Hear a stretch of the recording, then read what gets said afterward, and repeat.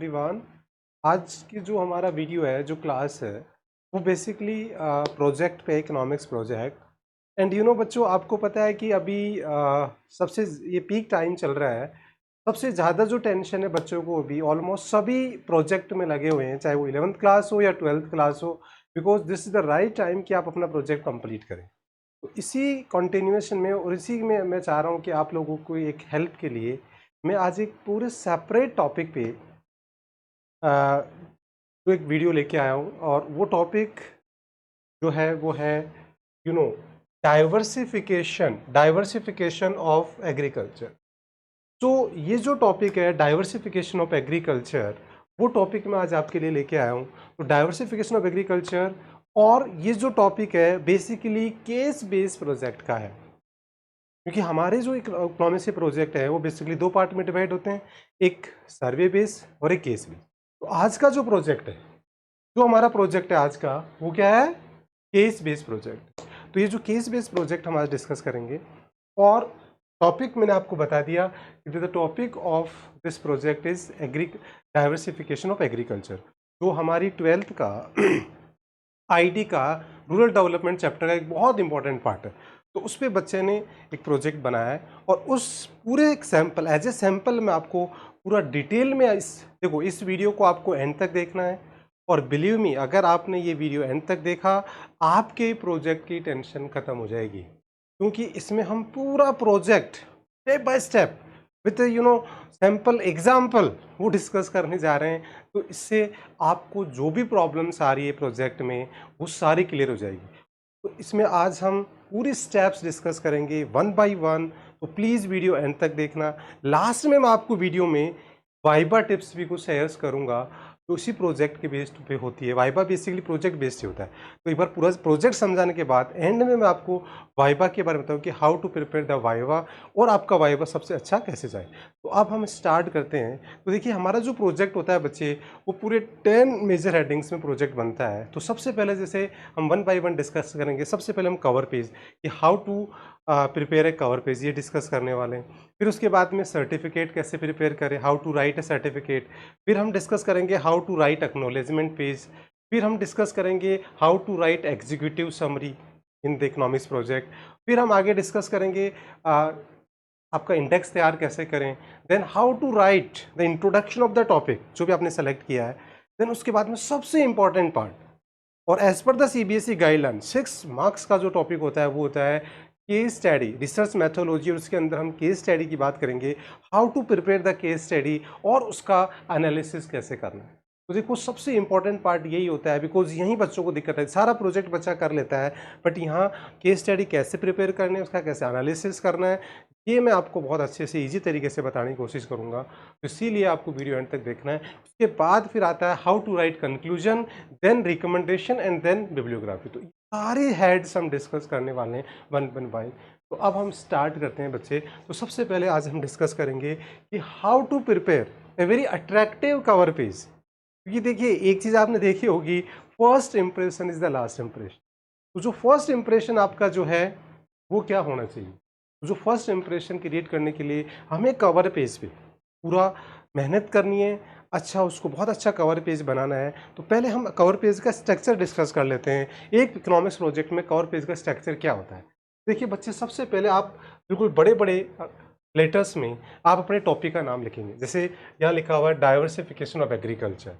Then उसके बाद में ब्रैकेट के अंदर आप लिख देंगे कि आपने केस स्टडी किस पे की। अब डाइवर्सिफिकेशन एग्रीकल्चर बहुत बड़ा है, तो उसमें से हमने जो केस स्टडी ली है, वो ली है food processing industry in India, specially the Amul. Amul पे, अब फूड प्रोसेसिंग इंडस्ट्री इंडिया भी बहुत बड़ी है, तो उसमें से हमने केवल अमूल पे एक केस स्टडी लेके ये पूरे प्रोजेक्ट तैयार किया है बच्चे ने। तो आज हम वो डिस्कस करेंगे। तो इस तरीके से आप बिल्कुल, आपको क्या करना है, स्पेसिफिक होना है। देखिए, अगर अदरवाइज क्या होगा, आप ही को दिक्कत आएगी वाइवा में, क्योंकि क्वेश्चन कहीं से बन जाएगा। तो आपने बिल्कुल स्पेसिफिक कर दिया कि मेरा जो प्रोजेक्ट है वो रूरल डेवलपमेंट चैप्टर्स हैं, उसमें से एग्रीकल्चर डाइवर्सिफिकेशन है, उसमें से भी मेरा फूड प्रोसेसिंग, उसमें भी अमूल। तो इसलिए क्या होता है कि आपके लिए एक लिमिटेड क्वेश्चन आएंगे, लिमिटेड आप अच्छे से वाइवा प्रिपेयर कर सकते हैं। अपने प्रोजेक्ट को आप प्रिसाइज कर दिया। तो ये एक टाइटल बहुत ज़रूरी है, अच्छे से टाइटल देना बहुत ज़रूरी होता है। देन उसके बाद में फिर सेंटर में आपके स्कूल का लोगो आ जाएगा। ये यहाँ पूरा एक स्कूल का लोगो आ जाएगा। देन उसके बाद फिर बैच, जो आपका अभी बैच है 2023-24 वो आ जाएगा, नेम ऑफ द स्कूल आ जाएगा। तो ये एक पूरा, अब इसके साइड में इधर सबमिटेड बाई, तो सबमिटेड बाई में नेम ऑफ स्टूडेंट और बोर्ड के जो रोल नंबर है वो हमें लिखने हैं। इधर हम देखें तो सबमिटेड टू टीचर का नेम और टीचर का नेम बेसिकली आएगा, तो ये हम करेंगे। इसके बाद आपकी स्कूल का नेम आ गया, ये सब आ गया। नाउ अब अपने जो कवर पेज है उसको अट्रैक्टिव बनाने के लिए आपके टॉपिक के अकॉर्डिंग उसको एक बैकग्राउंड क्रिएट करना है। तो देखिए आप बच्चे ने अपनी टॉपिक के अकॉर्डिंग पूरा एक बहुत ही सुंदर सा बैकग्राउंड कवर किया है। इस तरीके से आप अपना कवर पेज बहुत अट्रैक्टिव बना सकते हैं।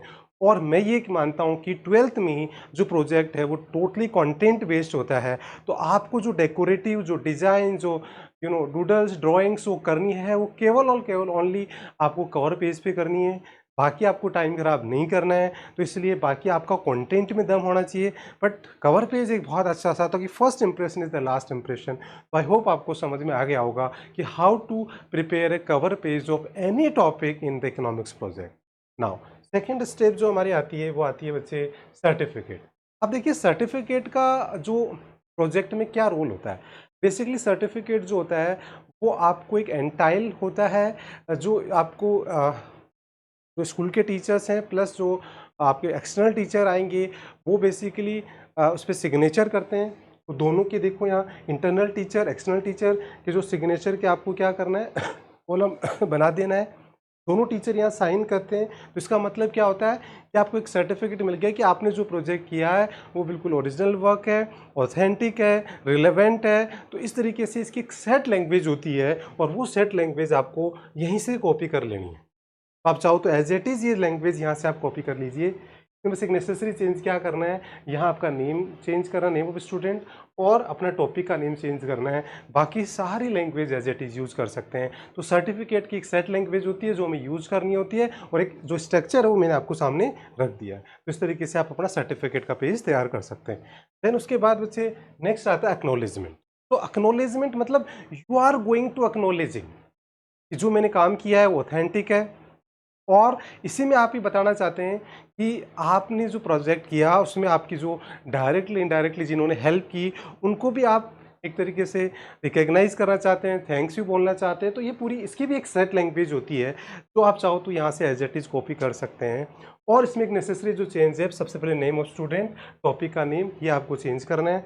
बाकी यहाँ एक सबसे इंपॉर्टेंट चीज़ है एंड ऑफ द जो सिग्नेचर ऑफ स्टूडेंट बहुत मस्ट होते हैं, नेम एंड सिग्नेचर। बिकॉज अगर आप ये नहीं करेंगे इसका मतलब ये क्या माना जाएगा, इनकम्प्लीट माना जाएगा। क्योंकि आप एक्नॉलेजमेंट, आप खुद एक्नॉलेजिंग कर रहे हैं कि मैंने ये जो काम किया ये सब कुछ, तो आपका सिग्नेचर होना जरूरी है। तो इस तरीके से पूरा टॉपिक हेडिंग का लिख के ऐसे आपको एक एक्नॉलेजमेंट पे साइन, पूरा एक एक्नॉलेजमेंट पेज तैयार कर सकते हैं। और वैसे इसका मैंने एक सेपरेट वीडियो भी बना रखा है जिसका बटन मैं आई लिंक में दे दूंगा, आप वहाँ भी जाके देख सकते हैं। देन उसके बाद नेक्स्ट एग्जीक्यूटिव समरी, ये एक इस प्रोजेक्ट का सबसे इंपॉर्टेंट पार्ट होता है।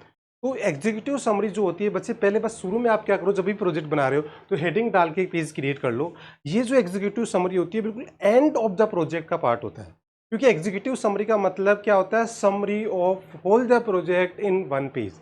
तभी मैंने एक पूरा सेपरेट वीडियो बनाया है जिसका मैं लिंक दे दूंगा, आप वो भी देख सकते हैं। तो एग्जीक्यूटिव समरी का शॉर्ट में मतलब क्या है, समरी ऑफ द प्रोजेक्ट और फिर वन पेज। तो अब समरी आप लिखेंगे तो पूरा प्रोजेक्ट बनाने के बाद में उसको 5 पैराग्राफ में आपको एक समरी लिखनी है। तो देखो यहाँ इस टॉपिक की समरी लिखी हुई है। सबसे पहला जो आपको पैराग्राफ लिखना है वो लिखना है कि why did you choose this topic. आपका जो टॉपिक है वो आपने क्यों चूज किया और व्हाट अबाउट इट, तो वो आपको बताना एक पैराग्राफ में।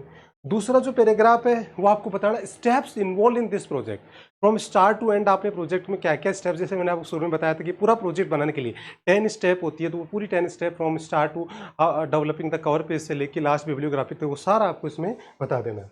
देन उसके बाद में जो थर्ड पैराग्राफ है वो आपको इसमें लिखना है अबाउट योर केस स्टडी।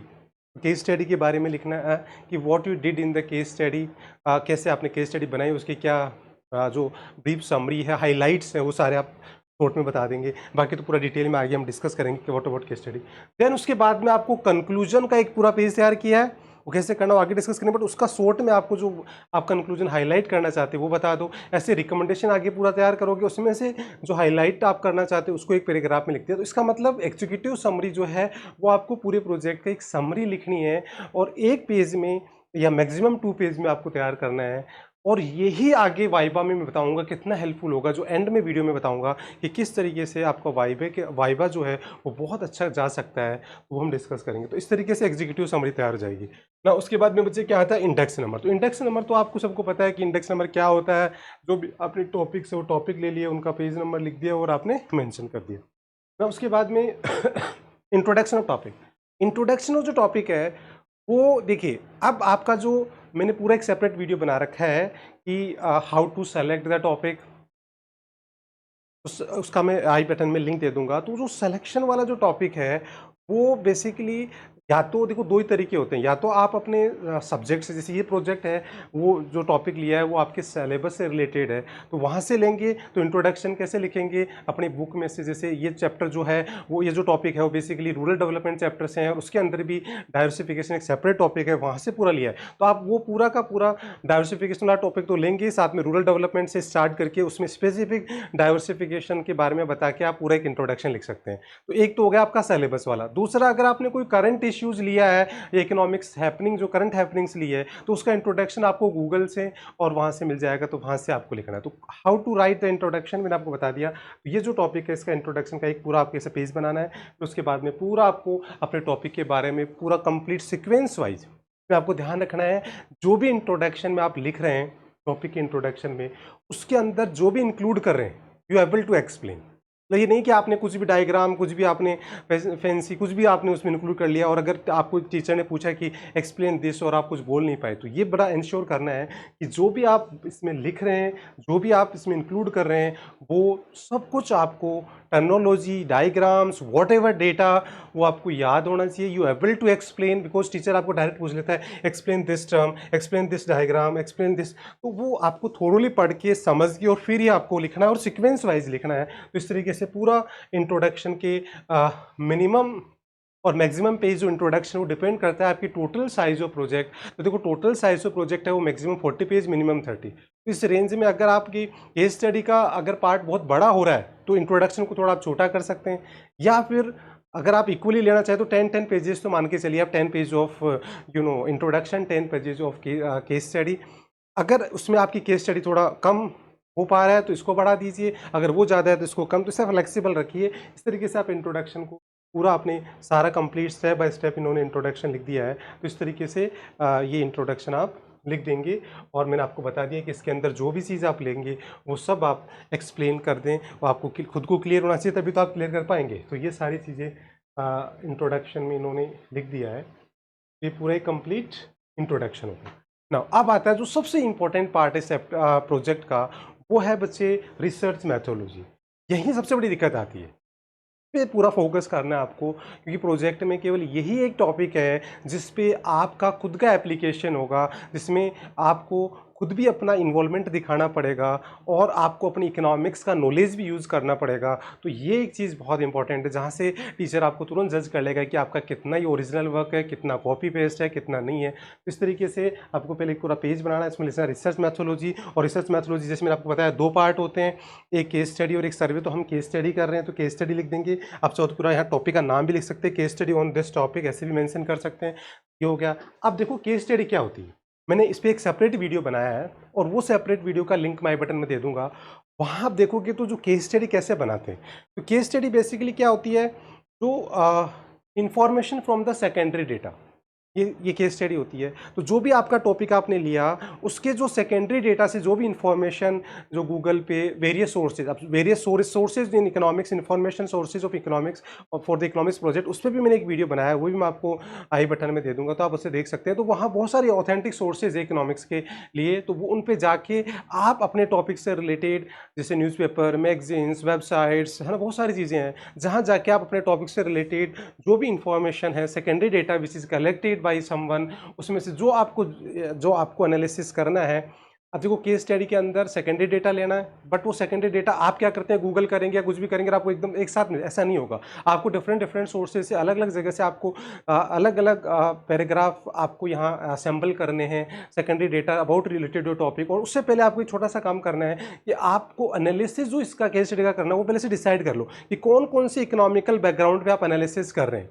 तो जैसे इस बच्चे ने क्या किया है, जैसे मैं आपको बता देता हूँ, इकोनॉमिक एनालिसिस किया है। उसमें बेसिकली इन्होंने जो लिया है, एम्प्लॉयमेंट लिया है, इनकम फॉर फार्मर्स लिया है, ठीक है ना, उसके बाद में हेल्थ लिया है, उसके बाद में इनइक्वालिटीज़ और GDP growth per capita income, ठीक है, रोल ऑफ अमूल इन कोविड-19, ये कंज्यूमर साइड। तो ऐसे ये जो टॉपिक पहले से डिसाइड कर लो, 5 to 6 टॉपिक जो आपको एनालिसिस जो करना है, वो आप पहले से क्या कर लो, डिसाइड कर लो कि मेरे को इस टॉपिक पे, जो भी आप टॉपिक ले रहे हो उस पर कौन कौन से इकोनॉमिक एनालिसिस करने हैं। वो करके फिर आप केस स्टडी सर्च मारिए, फिर जाके आप गूगल करिए, फिर जाके आप मैगजीन्स, न्यूज़पेपर, तो आपको पता होगा कि मेरे को मेरे टॉपिक से रिलेटेड कौन कौन सी इन्फॉर्मेशन चाहिए। क्योंकि सारी इन्फॉर्मेशन जो कलेक्टेड है वो आपके काम की नहीं है, तो आपको पहले से डिसाइड कर लेना है। फिर वो सारी जो पैराग्राफ इन्फॉर्मेशन है, डिफरेंट सोर्सेज है, उसको आप पैराग्राफ फॉर्मेट में ऐसे लिख दीजिए, है ना, जहाँ जहाँ से मिले वैसे वैसे पैराग्राफ में अपने एनालिसिस जो आगे करेंगे उसके अकॉर्डिंग आप सारी इन्फॉर्मेशन यहाँ लिख दिए, रिलेटेड अनरिलेटेड, थोड़ा सा आप बढ़ाने के लिए और भी उससे टॉपिक से रिलेटेड चीज़ें भी लिख सकते हैं। और वो लिख के पैराग्राफ में आपने लिख दिया इस तरीके से, पूरा पैराग्राफ में आपने मिनिमम 4 पेजेस की आपको केस स्टडी बनानी है, उसकी ज़्यादा भी हो सकती है। फिर सबसे अब आता है एनालिसिस और इंटरप्रिटेशन। जो इसका इकोनॉमिक इंटरप्रिटेशन एनालिसिस करना है वो बहुत इंपॉर्टेंट है। ये आपको कहीं गूगल में या कहीं नहीं मिलेगा, आपको खुद को करना है। तो मैंने आज जैसे आपको बताया, आपने पहले से ही अपने टीचर से डिस्कस करके, या फिर आपको दिक्कत आ रही है तो आप हमारे से भी कॉन्टैक्ट कर सकते हैं कि आप केस स्टडी कैसे बननी है। आप अपना को टॉपिक बता दीजिए, हम आपको सजेस्ट कर देंगे कि आपको केस स्टडी कैसे बनानी है और उसका एनालिसिस कैसे करना है। ये पूरी हेल्प हम आपको कर देंगे।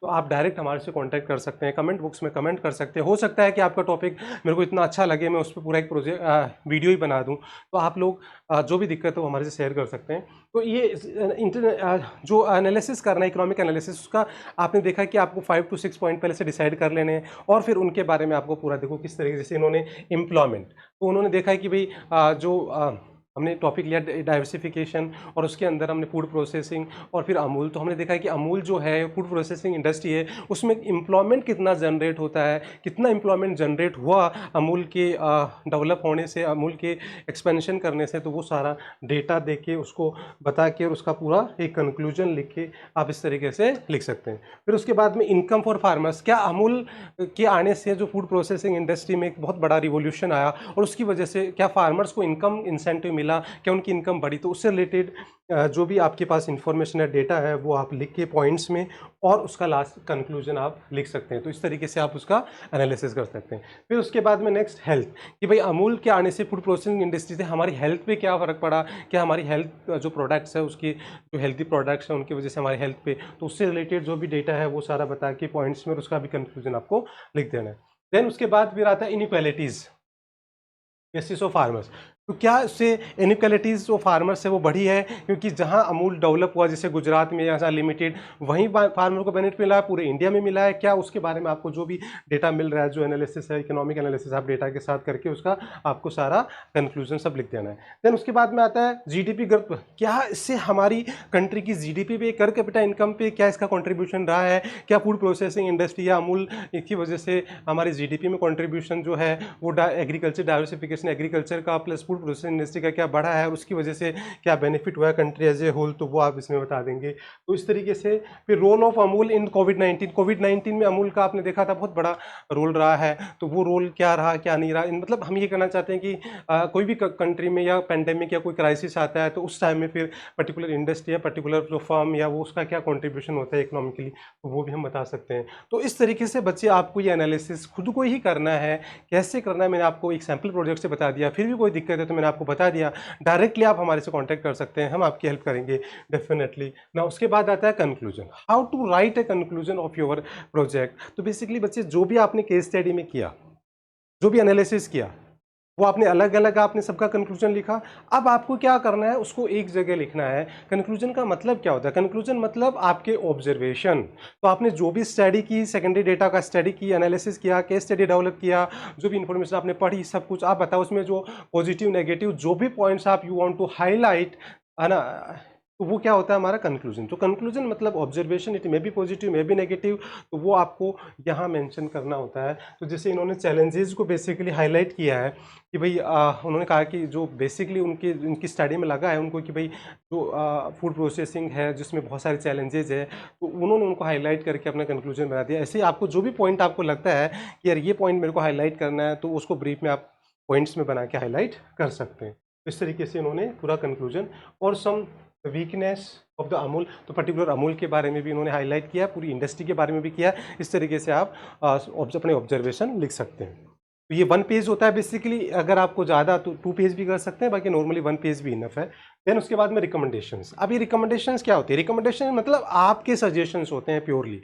ये बहुत ही इंपॉर्टेंट चीज़ होती है। जब आपने पूरी एक केस स्टडी, पूरा टॉपिक लिखा, इंट्रोडक्शन लिखा, केस स्टडी बनाई, उसका एनालिसिस किया, उसका कंक्लूजन लिखा, तो अब finally as a economic student आपने प्रॉब्लम को आइडेंटिफाई कर लिया, उसका एनालिसिस कर लिया, डेटा कलेक्ट कर लिया, सब कुछ कर लिया ना। उसके बाद में आपको प्रॉब्लम आइडेंटिफाई भी हो गई ना। अब आपकी एक इकोनॉमिक्स मॉरल ड्यूटी बनती है कि उसका सॉल्यूशन क्या है, उसमें क्या और अच्छा हो सकता है, क्या क्रिएटिव सजेशंस है as a economic student, that is called recommendation. तो ये बेसिकली आपको कहीं गूगल पे कहीं कुछ नहीं मिलेगा, आपको खुद को डेवलप करना है। और वो जब भी हो पाएगा जब आप प्रोजेक्ट के अंदर आपके केस स्टडी को, इनको आप डिटेल के अंदर खुद एनालिसिस करेंगे, खुद ढंग से देखेंगे, तो ही ये हो पाएगा। तो इस तरीके से रिकमेंडेशंस आपको खुद को अपने खुद के suggestions as a economic student, आपका अपना ओपिनियन सजेस्ट, वो सारा पॉइंट्स के अंदर शेयर करना है।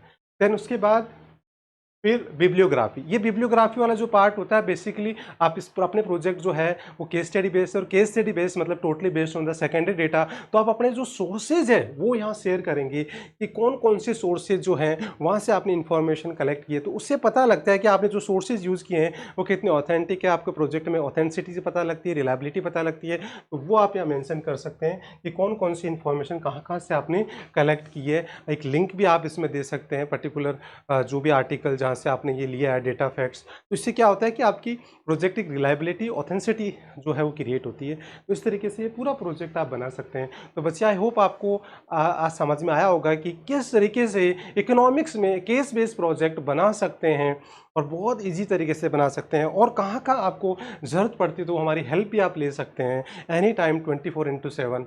अब मैं आपको एक लास्ट जो टिप्स शेयर करना चाहता हूँ, वाइवा। तो बच्चे देखो, वाइवा जो होता है सीबीएसई की गाइडलाइंस के अकॉर्डिंग मैंने एक पूरा सेपरेट से वीडियो बनाया है कि how to prepare the viva as per the CBSE guidelines. उसका भी मैं लिंक दे दूंगा। तो आपको पता है कि उस वीडियो को आप देखेंगे तो पता लगेगा कि सीबीएसई ने बिल्कुल क्लियर किया है कि जो भी वाइवा होगा totally based your on your project. तो डोंट वेरी कि आपको कहीं से कुछ भी पूछ, नो, आपने जो प्रोजेक्ट में जो भी किया है वहीं से वाइवा होगा। तो सबसे पहले मैंने आपको कॉर्पेज में बताया था कि आपके प्रोजेक्ट का जो टाइटल है, जो टॉपिक है, बड़ा प्रीसाइज होना चाहिए, ताकि जिसकी वजह से आप एक लिमिटेड टॉपिक पे लिमिटेड इन्फॉर्मेशन के साथ अपना वाइवा पूरा तैयार। अदरवाइज आपको ओपन एंडेड टॉपिक नहीं रखना है। जैसे आप लिखते डाइवर्स टॉपिक, जैसे सपोज आप सेलेक्ट करते जैसे ब्रॉड टॉपिक क्या हो गया, जैसे आप सेलेक्ट करते रूरल डेवलपमेंट, ये ब्रॉड टॉपिक हो गया। फिर रूरल डेवलपमेंट, ये भी डाइवर्सिफिकेशन ऑफ एग्रीकल्चर, ये भी एक बड़ा टॉपिक हो गया। तो इन पे बहुत क्वेश्चन बन सकते हैं। तो आपने तो क्या कर दिया, पूरा टाइटल इस तरीके से दे दिया कि लास्ट में आपने क्या बता दिया कि भाई हमारा रूरल डेवलपमेंट है, डाइवर्सिफिकेशन है, उसके अंदर भी फूड प्रोसेसिंग है, उसमें भी अमूल। तो इस तरीके से अपना प्रिसाइज जितना आप प्रोजेक्ट बनाओगे उतना ही आपका वाइबा अच्छा जाएगा। तो वाइबा इसी पे बेस्ड होता है।